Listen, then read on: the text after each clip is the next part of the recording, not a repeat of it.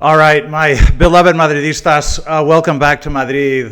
What a terrible time to lose steam. What a terrible time to lose momentum and to put out a performance like the one last night. This was so disappointing.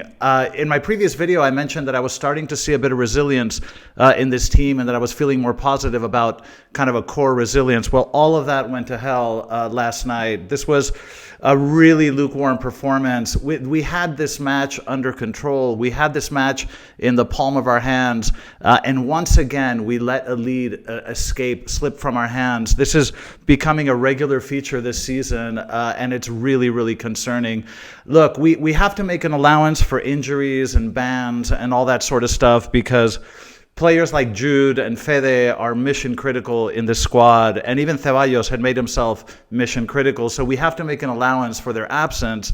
But in general, last night we were looking for an extra gear and we couldn't find it. And that is really, really concerning because one thing that characterizes Real Madrid is that we always find some gear or some way. Well, we didn't last night. This is really disconcerting. Like I say, the timing of this is really, really poor. Let me give you my thoughts on the match. We need to talk about the poor play, but also some of the decisions Ancelotti is making, which are absolutely baffling to me, and we need to discuss those as well. All right, welcome back to the channel. Let's talk about this really dreadful night, rainy night in Sevilla. All right, let's get started.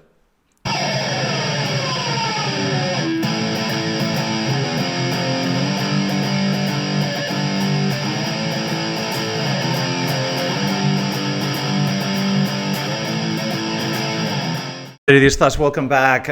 Okay, let's talk about this match last night, which really took the wind out of our sails. It's just so unfortunate when we were starting to muster a bit of momentum. A performance like last night just takes the wind out of your sails. Okay, this match it was never going to be easy. Betis, there's a very passionate crowd, a team that typically plays with a lot of heart. By the way, before the match, of course, the refs withdrew. Anthony wasn't supposed to play this match. He had a red card, so he was going to miss this match. But of course, the referee committee reversed it. They didn't reverse Jude's, but they reversed Anthony's. But in any case, okay, when I saw, let's talk about the lineup first of all. So he came out. Ancelotti came out with Courtois, Mendy as left back, Lucas Vázquez on the right, Rudiger and Alaba as center backs. In the middle of the pitch, he had Modric, Tchouaméni, Ibrahim a little further up on the left, and up front he had Vini, Kylian, and Rodrigo. Now, I can't say this is terribly shocking, but there are some obvious questions that we need to ask ourselves, and the most obvious one is, why isn't Asensio playing? And I don't really understand this. Alaba is a player that, he hasn't played 90 minutes for 15 months. He's coming back from one of the most brutal injuries. I do understand that he's maybe match fit, but there's a preparedness that, do you really want to start Alaba in a match away from home in the situation we're in when you know that Asensio's been playing so consistently, so well? This is a decision I didn't understand. I'd love to hear your comments, but there were some rumors that, in the previous match in Anoeta against Real Sociedad that, the crowd was chanting, die, Asensio, die, and that somehow that affected him. I don't know. There's some crazy stories about why this happened. I don't believe any of them. Asensio's a very tough kid.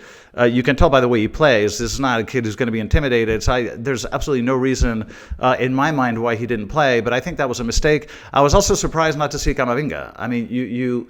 You're going to need physicality and speed. You're playing away from home in an uncomfortable stadium. You could use an extra pair of legs like Camavinga's. You could use the speed, the muscle. I think it would have made sense to put Camavinga in a defensive midfield role because he adds so much. But again, something I didn't quite understand. And then, of course, what's up with Fede? We don't really... we don't have a clear... There's not a clear answer as to why Fede's not playing, okay? Could it be that he has, some of the theories out there are that he has maybe a tiny muscle tear and they don't want to aggravate it, so they're just kind of, reserving him. But that hasn't been said officially. So we don't really know what's going on with Fede. We go from playing Fede every minute of every match to all of a sudden, why isn't Fede playing? And we don't have a clear explanation. So obviously that'll change this week in the Champions League. But again, that's one of the questions that the lineup threw up when I saw it. In terms of the match itself, it was kind of a slow start. I mean, I was commenting saying, it actually felt in the first few minutes of the match like, is the pitch too dry or something? Because it felt very slow. The ball was moving very slowly, both teams playing very slowly. I thought, wow, is the pitch too dry or something? And boy, did that change, because in the second half it rained like it was the last day on earth.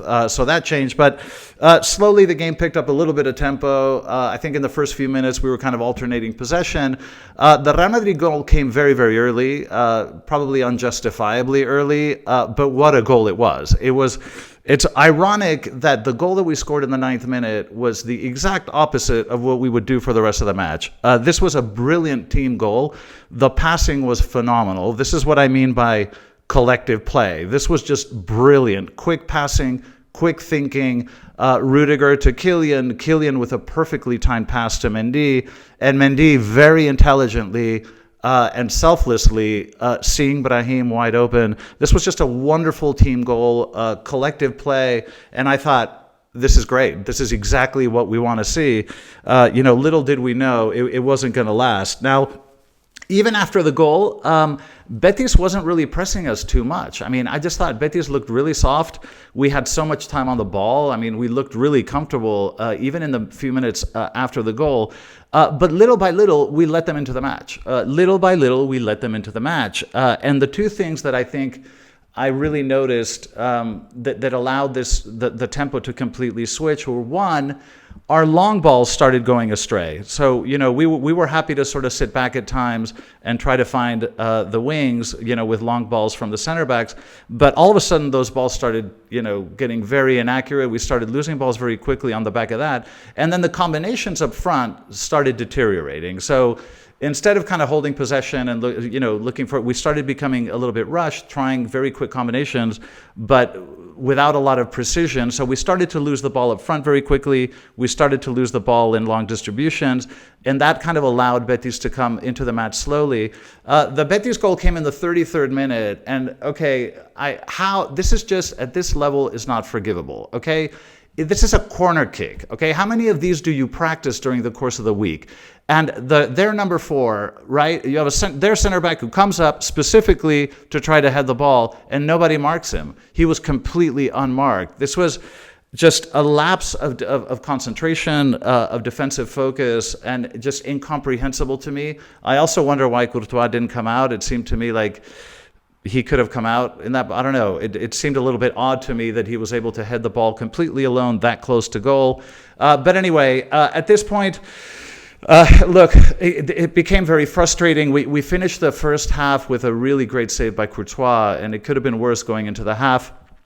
In the second half, we had a couple of good chances at the beginning. There was a very good 2v2 with Kylian, and that last dribble didn't quite work. It was a bit back and forth in the first few minutes of the second half, but again, we started with the sloppy passing, losing the ball quickly, especially up front. And then in the 52nd minute, you have the penalty on Isco. Now, this was just a stupid penalty. I mean, it probably was a penalty. He definitely shoved the player in the back. And it just felt to me like this is a lapse of concentration. Maybe it's fatigue, and you find yourself out of position, out of fatigue. It could very well be because we've been pushing Rudiger to the limit. But this was just a really silly mistake. Of course, they score the penalty. Courtois came very close to stopping it. But Isco hit it very, very well. By the way, we need to make a side note that Isco had an incredible night, and what a wonderful player he is. We need to make that side note because he was extraordinary last night. After the penalty, we tried to push up. But it was just something was always missing. The last pass was sloppy. It just wasn't quite happening. We were trying to push forward, but without creating very, very clear chances. I mean, it wasn't like we were creating many chances, but we were certainly trying to push up. And then as the minutes went by, just the level of frustration increases. Like I say, we were trying to find a gear that we just couldn't find last night, and that is really, really concerning. We need to talk about some of these changes that Ancelotti made because Look, in the 59th minute, Camavinga and Arda came on, and I understand that that's a decision I can sort of understand. In the 74th minute, he takes Kylian off to put Enric in. Now, I understand that Enric is a wonderful alternative when you're trying to unclog a match. He's a player that gives you mobility, very good finishing. He's got a killer instinct. He comes on with a lot of hunger and dynamism, and I understand that. And I advocate, I want to see Enric play more minutes. But why Kylian? Vini, in my mind, there was a very clear difference between Kylian and Vini. Vini was having a much poorer match. He was disconnected from the match. I thought Kylian was much more engaged. Now, he wasn't getting the balls he should be getting in the condition he should be getting. He was receiving a lot of balls with his back to goal, surrounded by 4 defenders. But in my mind, Kylian looked sharper. He looked quicker. He looked more dangerous, more alert, more involved. Why do you take Kylian out? I mean, I think the obvious switch there would have been Vini. Maybe even Rodrigo, but not Kylian. I didn't understand that change. In the 84th minute, the Mendy for Fran swap, that's okay. That's not that big a deal. But this match ended just in pure frustration. And to give you an idea, we played the last 10 minutes with Rudiger as a number 9. And I think that just tells you everything. I mean, how badly does a match have to decompose for you to play Rudiger as your number 9 for the last 10 minutes of a match? This was just a really unfortunate performance, and like I say, this pattern of letting leads slip out of our hands is becoming commonplace this season, and it's very, very concerning. Okay, in terms of individual players, we can do this quickly. Courtois was okay. I mean, he had a couple of good saves. Like I say, in the goal, I don't know, I have the impression that maybe he could have come out, but so maybe he could have done more in the goal, but I think otherwise Courtois had an okay night. Lucas Vázquez just had another nightmare evening, and we're getting tired of saying this, and we love Lucas for everything he's done for this club, but he just is in no position to play these big matches anymore, especially away from home. Lucas Vázquez, he tends to go up and wreak all this havoc up front, and you want to participate in the attack, but then you don't go back. And the problem is that, it's great that you go up, but you need to come back, and so many times he got caught just too slow. We got caught on the counter because Lucas Vázquez wasn't backtracking quickly enough. I thought he had a terrible match. Now Mendy, kind of ironically, I thought Mendy defended pretty well. I don't think he had a horrible game. Don't forget that most of the Betis attack was coming on the other side, was coming on the Lucas Vázquez side. So, Mendy had probably less work to do, but I think he defended generally quite well. It was sort of ironic given what happened. Okay, Rudiger, I found Rudiger a little bit out of focus, a little bit, he has this positivity and intensity that is contagious, but he didn't seem to have it last night. Like, there were a couple of occasions where I saw him sort of with his head down, his shoulders down. It's just not what we're used to seeing in Rudiger, and I don't know if it's fatigue or lack of concentration or morale, but something was missing there, and I think we missed his energy, his positivity, and his aggression. He just seemed a little bit off in terms of timing as well. Alaba, what do you expect? I mean, I don't want to be too harsh on him because the guy, just got back from a knee injury and hasn't played in over a year. So I mean, I don't know. Was this the right time to have Alaba start from the first minute? I don't know. I doubt it. I still think Asensio would have been a much better in that position. He's proven it over and over again. And I think it's the kind of match that we needed a bit of grit in the back. We needed a bit of aggression in the back. And Asensio brings that. Alaba didn't. He looked very tentative to me. He looked a little bit slow. He looked a little bit doubtful. But it's going to take time for him to be back at 100%. I just don't know if last night was the time to start him from the first minute. Okay, Luka Modric, he had a wonderful first half, and I think you can't really. I think he participated a lot and covered a lot of ground. I actually thought his distribution was really, really good. He's just wonderful on the ball, and his first half was really, really good. Obviously, as the minutes went by and the texture of the game changed, his contribution also suffered. But I don't think he played a poor match, and I think his first half was actually quite good. Tchouaméni was hot and cold, and we tend to say this a lot about him, but he was okay in a few critical situations.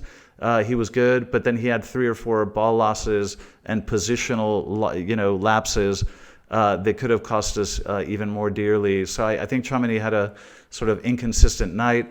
Brahim, I think, had a very good first half. I think he tried a lot, tried to create. He was good on the ball, good in possession, tried to combine well, always brings a lot of energy. I think he had a decent first half, but that's about it. Vini was missing. Vini, it's been a few matches now where he's just missing that spark. He's missing. There were entire phases last night where he just seemed absent. It's like, where's Vini? Is he even playing? And I don't know. I found him very inconsistent during the course of the night. He didn't take players on as often as he used. This is like not the first match I say this. It's been 2 or 3 matches where Vini is a little bit more tentative and just not as aggressive as we're used to. And I think last night he had a poor match. He was just kind of absent. I just found him absent. But definitely let me know your thoughts in the comment section. Kylian, I think Kylian played well, and if you kind of look at what happened, it wasn't really. I don't think it was Kylian's fault. I mean, a lot of the ball. Kylian is a player that needs to receive the ball in front of him while he's sprinting forward, right? He needs to be facing goal. Kylian received way too many balls with his back to goal. And, he receives it with his back to goal. He's immediately surrounded by 3 or 4 players. You try to dribble out of that situation, and it's not easy to do. So he lost a lot of balls simply because he was receiving balls in the wrong way, and that's just not the way we need to use Kylian. So I think that he tried to participate. He looked quick and physically okay, but he was just always overmarked, and he was just a bit unlucky as well in that last dribble, the last shot. Was just a little bit off. I don't know how much we can blame him or just the general team play. But anyway, I thought he looked sharp, but it just wasn't his night, and he was receiving the wrong balls. Okay, Rodrigo, I can't really, pick on him too much. I mean, he tried, but it was one of those nights where nothing seemed to work. He's a wonderful dribbler. He's wonderful taking defenders on one-on-one, one-on-two. But it was just one of those nights where it just wasn't happening. Just that last pass, that last dribble wasn't working. In terms of the subs, Arda, I don't know if this has to do with lack of continuity, or it's kind of what we discussed in the last video, or if it has to do with his position, but he's losing a lot of easy balls. He's a little bit tentative. I don't see him take defenders on as much as he used to when he first arrived. He looks a little bit cautious, maybe a little bit of confidence lacking, but I just kind of expected a little bit more. He was a little bit imprecise at times, which is unusual for him, but I don't know what it is, if it's his position or continuity of play, but he's just been a little bit off. It's not the Arda that we're used to. Camavinga, I think, brought a bit of energy into the match, and I think we could have used him earlier. I think he was okay. Probably, the minutes he played, I think he did okay. But by the time, he sort of came in, the match already looked very, very kind of out of our hands in many ways. Enrique tried his best. Had a couple of, sometimes he rushes his shots. I think he gets a little bit anxious and a little bit overexcited. And sometimes I think he just needs to be a little bit more level-headed. I think this has to do with age, probably, and maybe anxiety because he doesn't get a chance to play that often. But I think, Enrique certainly tried his best, but he was just off, a little bit rushed and a little bit imprecise. Okay, we need to mention Isco on the other side. This is a wonderful player who brought us so much happiness and so much glory, but he had a wonderful night, and he reminded us of the player that he was when he played at Real Madrid. Just a really, really good player. Some incredible touches on the ball, great vision. He just had a fantastic match, and we need to give him credit. Look, in terms of conclusions, the Liga, I told you guys, the Liga is going to be very, very hard to win for sporting reasons and non-sporting reasons. And we've discussed the whole ref situation, all the points that they sort of find a way of taking from us. But, and then you have the bans and the cards and all this nonsense. But what you cannot do when you're facing all these adversities, what you can't do is play inconsistently. For Real Madrid to win La Liga, we need to play out of our skin. We need to play well enough to get over all of these issues. And last night's performance was just poor. And last night, we can't blame it on the refs last night. That was all us. It was just we didn't have it worries me a little bit that we were trying to find a gear and it wasn't there, and I found that a little bit concerning. I have a lot of questions about Ancelotti, and I'm becoming very concerned. I don't know what's going on with Asensio. Why is Ancelotti reluctant? You know, he put him as right back the other night. I'm like, what's that about? Now he doesn't even play him. There was another occasion a few matches ago where I didn't understand why Asensio wasn't starting. There's something going on with the Asensio Ancelotti relationship that I don't understand, because Asensio should have played last night. Again, the Fede mystery, I don't know what's going on there. He'll definitely play this week against Atleti. I mean, unless he's dying, because we have to go all in that match. But again, kind of a mystery there. Camavinga, I don't know. He hasn't been starting recently, and I think, you know, considering all the injuries, I'm surprised that he's not starting, because I think he's a player that brings a lot of energy to the midfield. And then the changes are just, you know, Ancelotti's making changes that I don't really understand sometimes, and I think it's starting to affect us and affect some of the players. So I'm a little bit concerned about that. In terms of the Champions League match with Atleti, I'll be at the Bernabeu, and of course I'll comment on the match the next day. Now Jude will be back, Fede will be back, and these players make a massive difference. And I'm gonna say something controversial. Despite the match we played last night and all the issues that we face, I'm still kind of positive about the match against Atleti. I really do think that pound for pound we're a better side. I do think that when we play in Europe, things are different. They feel different. The energy level is different. The tension level is different. The stakes are higher, and the refs are neutral. And I think I'm actually, a lot of my friends are really stressed out about it, and my uncle, etc. I don't know why. I have a feeling that we're going to be okay against Atleti. But again, I'll comment on that this week. So all in all, look, this was a very frustrating performance. It really takes the wind out of our sails, just as I was starting to see kind of a hardcore of bite and resilience. And all of a sudden, we play a match where we look powerless, and we just look helpless, because at the end we looked helpless. So we're taking 3 steps forward, 2 steps back. A very, very weird season. So many strange things happening. But we're going to, obviously fight to defy the odds, as we always do. But anyway, those are my thoughts on the match last night. Like I say, I'll talk to you guys about the Atleti match this week as well. But thank you for joining me, as always.